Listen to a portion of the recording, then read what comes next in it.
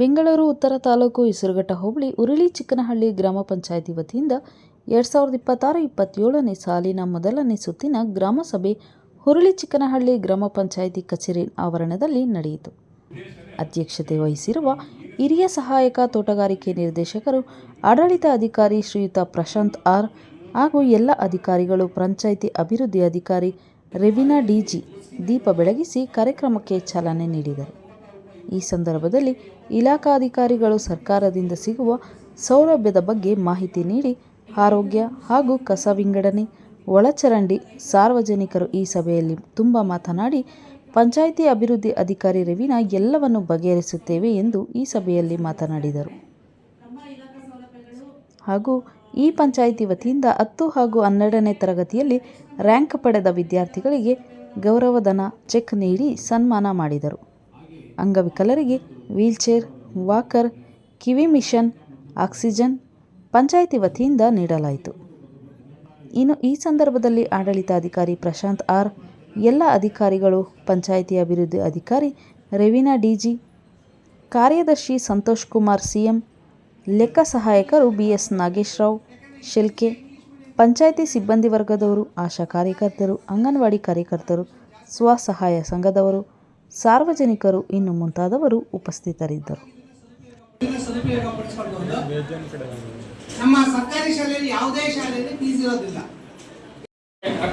ವ್ಯವಸ್ಥೆ ಮಾಡ್ತಾ ಇದ್ದೀವಿ. ಜನಗಳು ಪ್ರಾಬ್ಲಮ್ ಆಗಬಾರ್ದು ಅನ್ನೋ ಉದ್ದೇಶದಿಂದ ನಾವು ಅದನ್ನು ನಾವು ಮೇಲಧಿಕಾರಿಗಳ ಬಗ್ಗೆ ನಾವು ಇದು ಮಾಡೋಕ್ಕಾಗಲ್ಲ. ಆದರೂ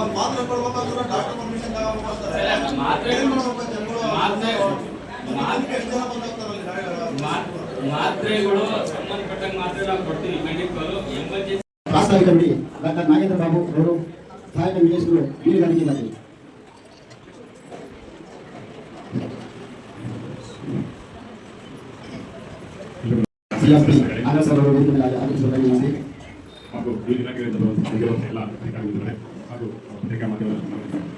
ಏನಿವತ್ತು ಗ್ರಾಮಸಭೆಯಲ್ಲಿ ಅಂದ್ಕೊಂಡಿದ್ದೀವಿ. ಗ್ರಾಮಸಭೆ ಮಹತ್ವ ಗ್ರಾಮಸಭೆ ಅಂತಂದ್ರೆ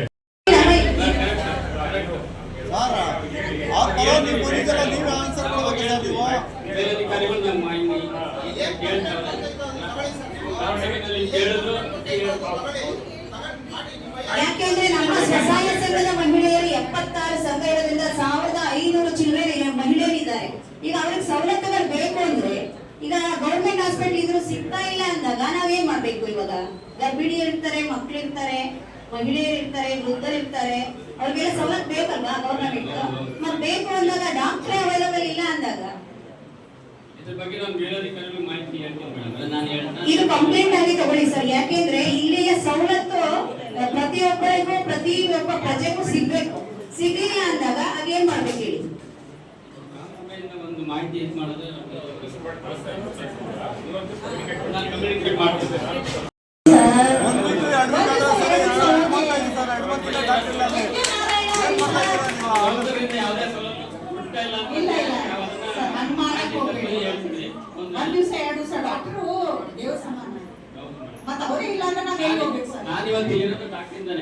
ಸೊಳ್ಳೆ ಬರ್ತದೆ, ಡೆಂಗ್ಯೂ ಬರುತ್ತೆ,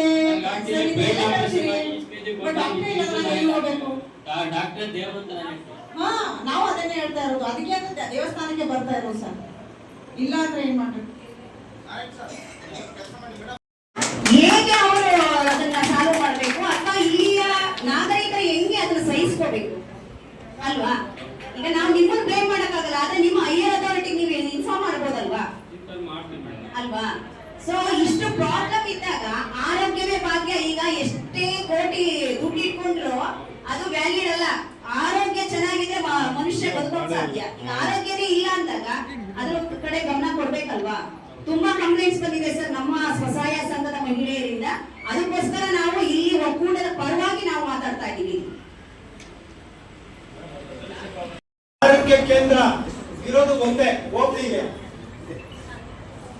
ನನಗೆ ಬುದ್ಧಿ ಬಂದಾಗಿದ್ದ ಸುಮಾರು 65-68 ವರ್ಷದಿಂದಲೂ ಸರ್ಕಾರಿ ಆಸ್ಪತ್ರೆ ಅನ್ನೋದು ನನಗೆ ಗೊತ್ತಿದೆ. ಇದು ಸುಮಾರು 100 ವರ್ಷಗಳ ಹಿಂದಿನದು ಅನ್ನೋದು ನಮ್ಗೆಲ್ಲರಿಗೂ ಗೊತ್ತಿರ್ತಕ್ಕಂಥದ್ದು. ಅನೇಕ ಬಾರಿ ನಾನು ಬಂದು ನಮ್ಮ ಆಡಳಿತ ಪಂಚಾಯಿತಿ ಅಭಿವೃದ್ಧಿ ಅಧಿಕಾರಿಗಳು ಸಹ ನಾನು ಮನವಿಯನ್ನು ಕೊಟ್ಟಿದ್ದೇನೆ. ಆಸ್ಪತ್ರೆ ಇರತಕ್ಕಂಥ ಅಧಿಕಾರಿಗಳಾದಂಥ ನಾರಾಯಣರ ಮುಖಾಂತರವಾಗಿ ನಾನು ಮನವಿಯನ್ನು ಸಲ್ಲಿಸಿದ್ದೇನೆ. ಇದುವರೆಗೂ ತಮ್ಮ ಗಮನಕ್ಕೆ ತರ್ತಾ ಇದ್ದೀನಿ. ಸರ್ಕಾರಿ ಆಸ್ಪತ್ರೆ ಅಂತ ಹೇಳ್ತಾರೆ, ನಮ್ಮ ಪಂಚಾಯತಿನಲ್ಲಿ ಯಾವುದೇ ದಾಖಲಾತಿಗಳಿಲ್ಲ. ಸರ್ಕಾರಿ ಜಾಗವನ್ನ ಸಾರ್ವಜನಿಕ ಆಸ್ತಿ ಅಂತ ನಾವು ತಿಳ್ಕೊಂಡಿದ್ದೀವಿ. ಅದನ್ನ ಇದುವರೆಗೂ ಯಾಕೆ ನಾವು ಈ ಖಾತೆ ಮಾಡಿಕೊಟ್ಟು ಅಥವಾ ದಾಖಲಾತಿ ಮಾಡಿಕೊಟ್ಟಿಲ್ಲ? ಆ ರೀತಿ ಮಾಡಿದ್ರೆ ಇವತ್ತು ಇರ್ತಕ್ಕಂಥ ಸರ್ಕಾರಿ ಆಸ್ಪತ್ರೆಗಿಂತ ಗ್ರೇಡ್ 1 ನಲ್ಲಿ ಇಲ್ಲಿ ಅಭಿವೃದ್ಧಿ ಮಾಡೋದಕ್ಕೆ ಅನುಕೂಲ ಆಗ್ತಾ ಇತ್ತು. ಸಂಬಂಧಪಟ್ಟ ಶಾಸಕರನ್ನ ಅಥವಾ ಮಂತ್ರಿಗಳನ್ನ ನಾವು ಭೇಟಿ ಮಾಡಿ ಅದನ್ನ ಮಾಡ್ತಾ ಇತ್ತು. ದಯವಿಟ್ಟು ಇದನ್ನು ಗಂಭೀರವಾಗಿ ತಗೊಳ್ಬೇಕು ಅಂತ ಹೇಳಿ ಸರ್, ಅದೇ ರೋಡಲ್ಲಿ ನಾವು ಓಡಾಡ್ತೀವಿ. ಸರಿ ಮೇಡಮ್, ಆಯ್ತು. ಇವಾಗ ಒಂದು ಲೆಟರ್ ಕೊಡಿ ಪಂಚಾಯತಿಗೆ ಒಂದು ಲೆಟರ್ ಕೊಡಿ. ಹಾಸ್ಪಿಟಲ್ ಡಾಕ್ಟರ್ ಇರಲ್ಲ, ನಾವೇನ್ ವ್ಯವಸ್ಥೆ ಮಾಡಿ ದಯವಿಟ್ಟು ನಮ್ದು ಒಂದ್ಸತಿ ಲೇಔಟ್ಗೆ ಬನ್ನಿ, ಸಂಜೆ ಹೊತ್ತು ಬನ್ನಿ, ನಮ್ದು ಪ್ರಾಬ್ಲಮ್ ಸಾಲ್ವ್ ಮಾಡಿ. ಯಾರೆಲ್ಲರೂ ನಾನು ಸೇರಿಸಿ ನಾವು ಚರಂಡಿ ವಿಷಯ ಹೇಳಿದ್ವಿ, ತಾವು ಬಂದಿದ್ರಿ ಗ್ರಾಮಕ್ಕೆ ವಾರ್ಡ್ ಸಭೆಗೆ. ಅವತ್ತು ಹೇಳಿದ್ವಿ, ಅವತ್ತಿಂದ ಒಬ್ರು ಬಂದು ಚರಂಡಿ ಕ್ಲೀನ್ ಮಾಡಿಲ್ಲ ಸರ್. ಸೇರ್ಸ್ಕೊತಾ ಇದೀವಿ. ಈಗ ಆಕ್ಷನ್ ಪ್ಲಾನ್ ಆಗ್ಬೇಕದು. ಸರ್ ಅದೇನಿದೆ ಅಂದ್ರೆ ಮಳೆ ಬಂದ್ರೆ ತುಂಬಾ ತೊಂದರೆ ಆಗುತ್ತೆ ಸರ್. ಈಗ ಆಕ್ಷನ್ ಪ್ಲಾನ್ ಆಗ್ತಿದ್ರೆ ಕೆಲಸ ಮಾಡಕ್ಕಾಗಲ್ಲ. ಆಕ್ಷನ್ ಪ್ಲಾನ್ ಸೇರ್ಸ್ಕೊಂಡು ಮುಂದೆ ಆಯ್ತು, ಅದು ಮಣ್ಣೆಲ್ಲ ತೆಗಿಬೇಕಲ್ವಾ ಸರ್? ನಿಮ್ಗೆ ಕೆಲಸ ಮಾಡೋದಕ್ಕೆ ಆಕ್ಷನ್ ಪ್ಲಾನ್ ಆಗ್ಬೇಕು. ಕಾನ್ಸೆಪ್ಟ್ ಬರ್ಕೊಂಡಿರೋದನ್ನ ಸೇರ್ಸ್ಕೊತೀವಿ. ಅಷ್ಟರೊಳಗೆ ಮಳೆ ಬಂದ್ರೆ ಏನ್ ಸರ್ ಮಾಡೋದು ನಾವು? ಬಂದಾಗೆಲ್ಲ ಹೇಳ್ತೀರಾ ಕೇಳ್ತೀರಾ ಒಬ್ರು ಪಂಚಾಯತಿ ಆಲ್ಟರ್ನೇಟಿವ್ ಆಗಿ ಏನ್ ವ್ಯವಸ್ಥೆ ಆಗಿದೆ ಮೇಡಮ್? ಈಗ ನೀವು ರವೀನವರೇ, ಇದಿಷ್ಟು ಗ್ರಾಮ ಸಭೆಯಲ್ಲಿ ಒಂದು ರೆಸಲ್ಯೂಷನ್ ಮಾಡಿಕೊಂಡು ಇದು ಸ್ಟ್ರಿಕ್ಟ್ ಆಗಿ ಒಂದು ಇದಾಗಬೇಕು ಅಂತ ಬಿಟ್ಟು ಒಂದು ನೋಟಿಸ್ ಕಳಿಸಿದ್ದೀವಿ. ಪ್ರೊಸೀಡಿಂಗ್ ಮಾಡ್ತೀವಿ.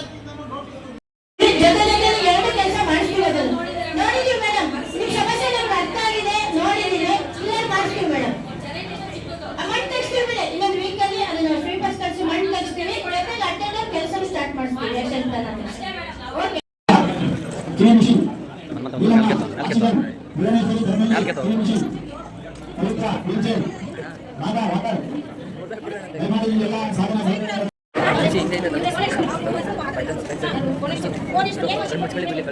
Bhuvaneshwari clean mission. Okay sir.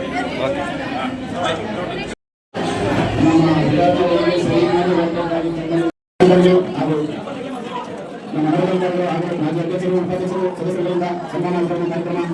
ದಯಮಾಡಿ ಏನು ಈ ವಿತರಣಾ ಕಾರ್ಯಕ್ರಮದ ಎಲ್ಲ ಫಲಾನುಭವಿಗಳು ಸಹಿ ಮಾಡಿ. Ananya, Shreyas, SK, Pratigowda, Yashas R, Shree G, Ram Kumar K,